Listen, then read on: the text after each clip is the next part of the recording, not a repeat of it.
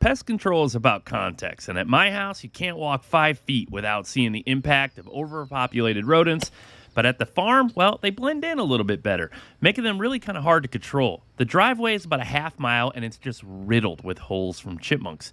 And then my buddy's house is being absolutely invaded by the usual suspects of skunks, raccoons, possums, chipmunks, and groundhogs. And today, we're going to help them out. And if we're lucky, we might even fill the freezer a little bit with a squirrel or two. We got a ton of ground to cover today, so I've got a new rig to help us zigzag around the farm, seeking out these little problem critters. This is the Birch Hunter, and this thing is an absolute beast. There's really no category to throw this e-bike in. It's just a true workhorse made specifically for hunting with design input from actual hunters.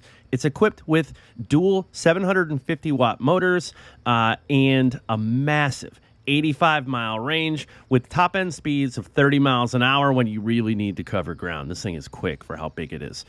Up front, I've installed this gun rack. It's a super safe and convenient way to bounce around and super fast from spotting, dismount, and getting on target. Let me recheck zero here real quick, and then we're going to get this bad boy to work. This road is just riddled with chipmunk holes, and over time, it just makes these potholes kind of appear, and you're driving your truck down the road, and it's brutal. For a bike this big, you'd expect it to be pretty noisy, but I feel like I make more noise walking down the path than riding. Things like a ninja. So quiet that I was able to hear this guy just chirping away just inside the tree line here. We played a little cat and mouse, but eventually he paused long enough for me to just absolutely smoke him. I wasn't filming in slow-mo with the ATN Excite 5, so let me pause right here. Perfect little heart punch. So I had to guess a little on the holdover given the short range, but as you can see, dead chipper. So one down, a couple thousand to go. We decided to give the driveway a break for a minute and head into the woods to see if we could thin the squirrels down a little bit ahead of deer season.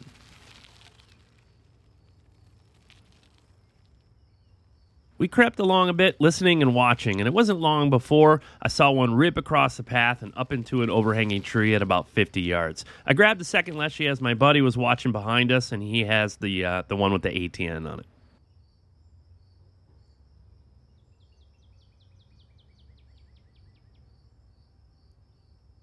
I held over just a bit, and I dropped the 25 cal pellet right into the bread basket. Perfect.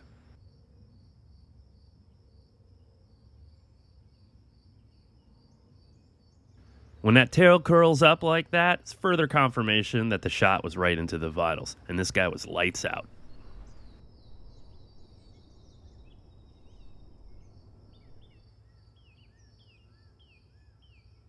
Time to load up and on to the next. My buddy had boots on, and he agreed to go retrieve that one while I headed up the path. The pedal assist settings on these bikes are perfect. It's just a tiny little bit of pressure, and I'm effortlessly cruising down the path. It wasn't 20 seconds before I caught another one out there, right out of the corner of my eye. I totally misjudged the distance, though. I gave this guy a little haircut. Some of you guys think I don't miss? Well, I do.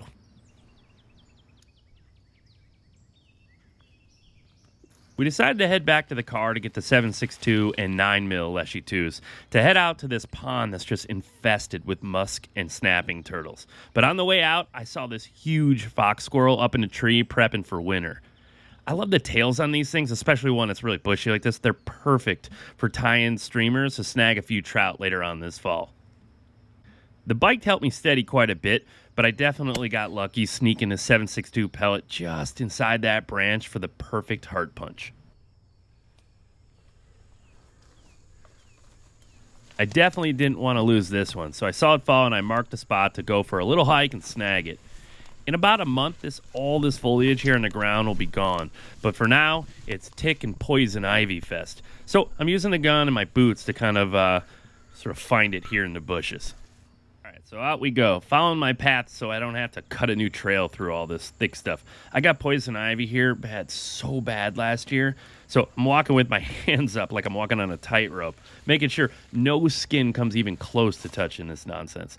Anyways, so back on the bike for a little shortcut through the woods here where this little creek kind of drains into the pond just on the other side of the property.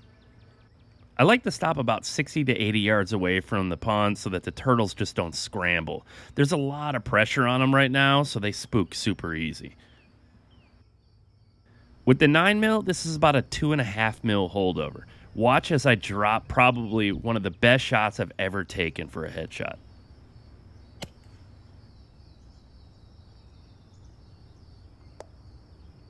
Oh man, those polymags hit hard. Holy cow. The amount of energy these things dump just made that guy go flying. His buddies wasted no time in bouncing. Let's watch this one more time with pellet vision, and you can see just this impact. Oh, man, it looks like it just hit the top of the shell and then just obviously just obliterated its dome. You can see all the little pieces flying in there. Wow.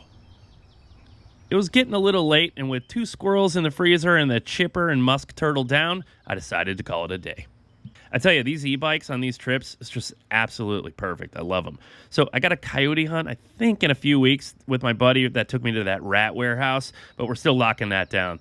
But when that time comes, man, this thing is going to be perfect for that. If you guys are looking for a dedicated hunting bike, definitely check out this new Birch Hunter. The thing is a beast with incredible power and features that really make a difference out in the woods, like the dual torque sensing motors that could shift power between them as needed as you're going up and down crazy terrain or pulling a heavy, if you're pulling a deer out of the woods, whatever it is, this thing is perfect for that. It's like the pickup truck of e-bikes for sure.